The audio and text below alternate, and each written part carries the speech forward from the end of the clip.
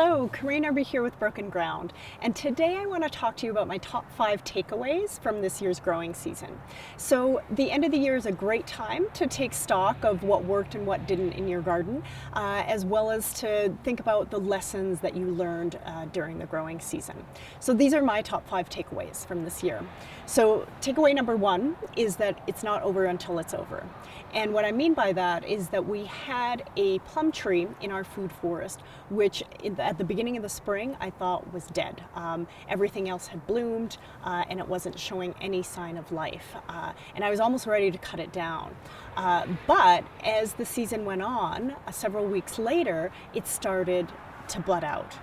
We lost a few branches, but it's actually alive. And so I guess the lesson to take away from that is that if you have woody perennials that seem to be dead or dying, give them at least a year, because they may very well recover if you give them adequate water, if you prune them, or if you fertilize them in some way.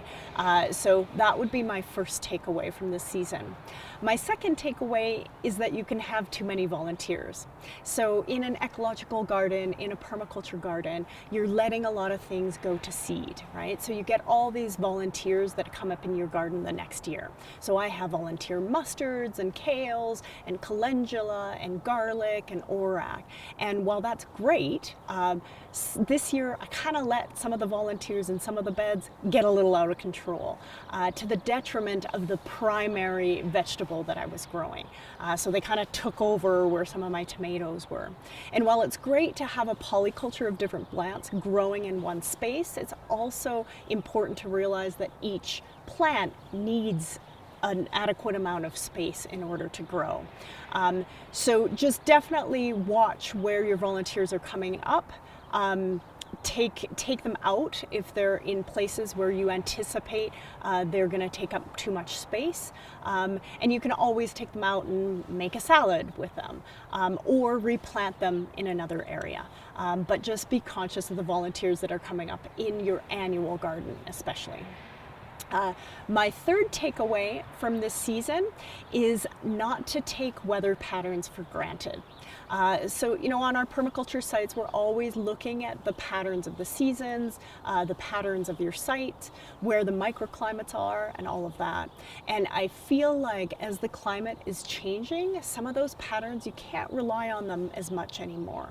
So, for example, it used to be that I could stop watering, say in the food forest or in my annual garden mid-August.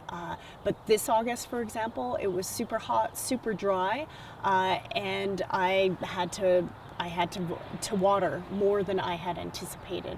So again, it's just that reminder that you would constantly want to be self-regulating and accepting the feedback from your garden and adjusting accordingly. So again, that's my third takeaway.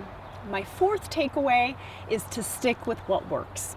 So I recommend, of course, that you're experimenting all the time with, say, different varieties of vegetables, adding a diversity of different things into your garden, but also stick with those varieties that you know do really, really well on your particular site. And so I experimented with a couple different tomato varieties this year that, while they did okay, they didn't do great. And I wish I wouldn't have taken up that real estate in my garden for those particular varieties. I would have much rather have had more tomatoes of the kinds that I really know work well here. So again, experiment, but within reason. And if you are going to experiment, maybe dedicate a smaller portion of your garden to those experiments. And then my last takeaway for the season is, again, to pay attention to your soil. So we know this, I teach this, it's the foundation of your garden, and it's super important. And this year, not so much in my garden and on my site here, but at the public food forest that I'm a part of, we really learned that lesson that the soil is really compacted there, it's heavy in clay, it doesn't have a lot of microbial life, and so it needs that time, attention, and care care to kind of jumpstart it. And we noticed that a lot of the plants that we put in just weren't thriving the way that they should. So we added a bunch of compost tea, we added a bunch of compost. We'll be doing all sorts of different things next year to improve the soil. But again, it was just another great reminder to me of how important that is. So if you get that right, if you get that dialed, then a lot of other things fall into place. So those are my 5 takeaways from this year's growing season. I'd love it if you shared yours in the comments below. Thanks so much for watching. Happy holidays and a happy new year, and we'll see you soon.